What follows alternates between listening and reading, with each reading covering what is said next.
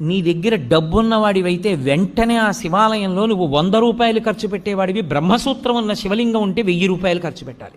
ఎందుకంటే నీ జన్మ పడ్డి అక్కడికి వచ్చావని గుర్తు. అది 1,000,000 రెట్ల ఫలితాన్ని ఇచ్చేస్తుంది. ఒక రుద్రాభిషేకం ఒక చోట చేస్తే ఏ ఫలితమో బ్రహ్మసూత్రం ఉన్న శివలింగానికి చేస్తే 1,000,000 రెట్లు విశేష ఆరాధనా ఫలితముని ఇచ్చేస్తుంది ఆ శివలింగం. అలా ఇవ్వగలిగిన శివలింగం అని గుర్తు చెప్పడానికి వచ్చిన వాళ్ళకి బ్రహ్మసూత్రం ఉంటుంది దాని మీద. అది చెక్కినప్పుడే ఆ బ్రహ్మసూత్రం చెక్కుతారు.